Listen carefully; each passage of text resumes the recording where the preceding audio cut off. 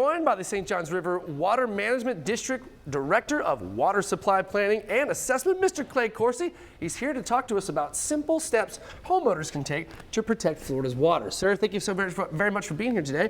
I appreciate your time. My pleasure. All right, so, are we still talking about drought conditions, honestly? And, because a lot of people are thinking, wait, there's been thunderstorms this summer.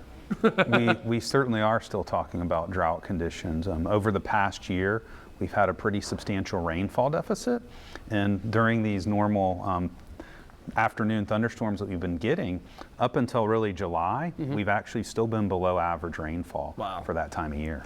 Like substantially below, right? Yeah, there's a little map over here that shows how far below. Oh, wow. Duval County is way low. That's not good. Okay. All right. So, why haven't our recent summer thunderstorms been enough to erase the rainfall deficit and recharge the aquifer? So a few different reasons. Number one, the rainfall amounts have actually been less. If you think about it, up until August, even in July and June before that, we might have had some of these thunderstorms rolling through, but we weren't getting that every afternoon thunderstorm that was hitting us. Right. There's a few days a week, and during our normal summer rainfall patterns, you'd be expecting that every day. Yeah, exactly. We always joke about it, right? With people that aren't from here, we always say like, well, it's about 3 o'clock in the afternoon. It's going to rain for about 15 minutes, right? You got between 3 and 5 with the afternoon cooling and stuff. All right. So if lawns are green and lakes look healthy, where are the impacts of the drought showing up?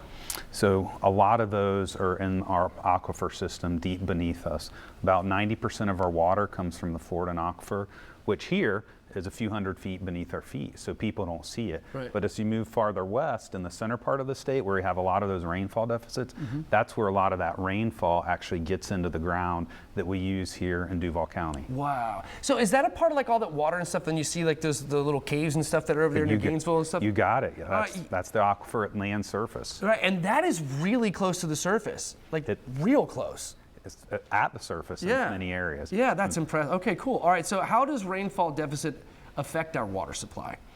It has a big effect on it, especially right now where we all need to be doing our part as far as making sure we're conserving water.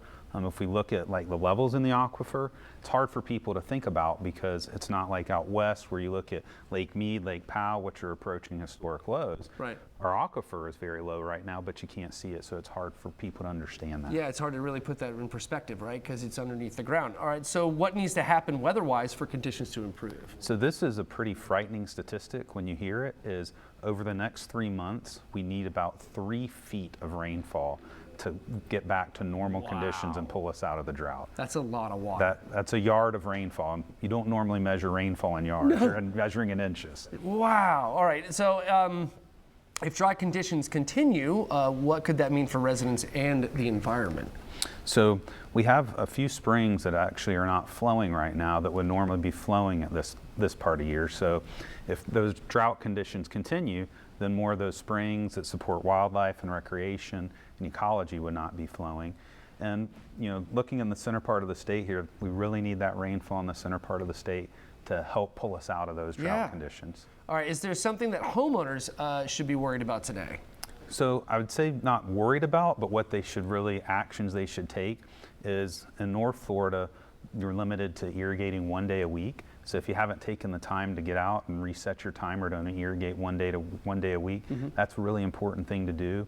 Another stat that a lot of people don't think about is about 50% of the water that is used by a homeowner goes out to irrigate their lawn. So if we can cut back on that, can have a dramatic reduction on the pull that we're having from the aquifer, help really stretch. I like to think of our aquifer as like a savings account. Right. And we've been in deficit spending here for a long time.